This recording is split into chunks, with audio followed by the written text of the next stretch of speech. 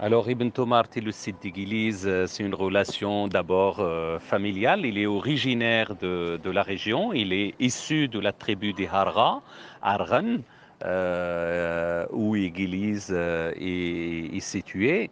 Et donc, en quelque sorte, c'est une relation de filiation. Et il sait très bien que pour réussir sa révolution, il fallait qu'elle s'appuie sur justement une communauté qui lui est acquise.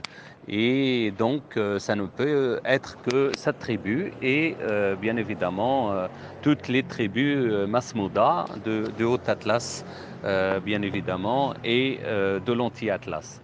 Ça, c'est extrêmement important. D'autre part, le fait qu'il se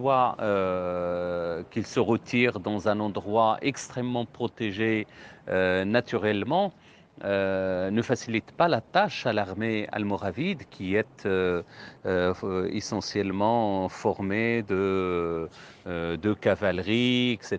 Et donc l'accès de cette armée à ces endroits est très difficile très difficile, voire pratiquement impossible. C'est pour ça que l'armée almoravide a perdu 2 batailles au pied de la montagne d'Éguilise.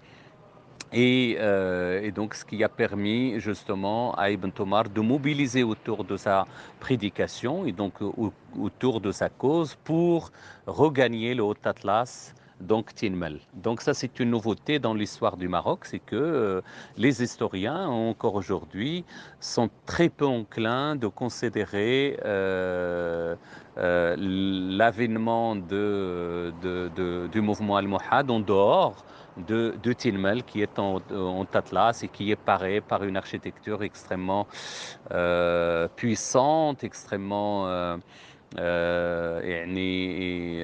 très, très spéciale pour l'époque. Et donc toute la nouveauté, c'est effectivement de fouiller un site qui est l'origine du mouvement avant avant qu'il se déplace vers d'autres contrées, notamment Tinmel, dans le cas qui nous concerne ici.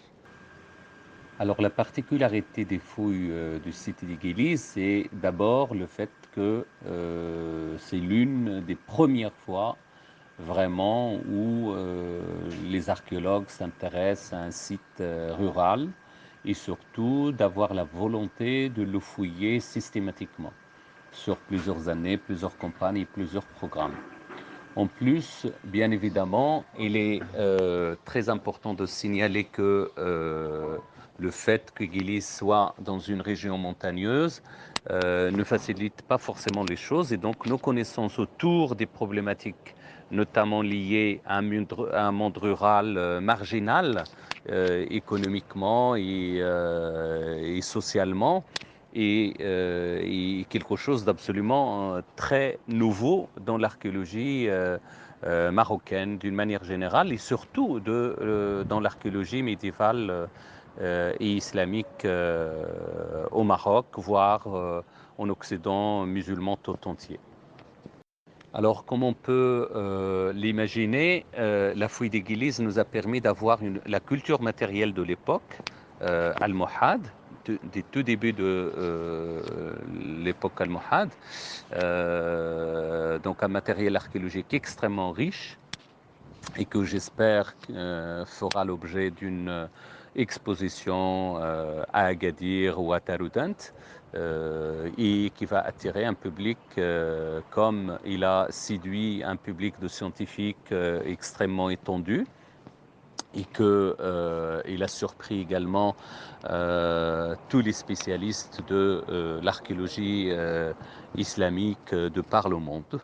C'est pour ça qu'il a gagné d'ailleurs le prix d'El-Duca, le plus grand prix d'archéologie au monde. Et donc les symboles eux-mêmes, bien évidemment, diffèrent en quelque sorte de l'idée qu'on se faisait de l'art almohade, qui est sobre, etc. Mais on a devant nous une richesse extrêmement importante dont seulement une infime partie a fait l'objet de publications pour le moment.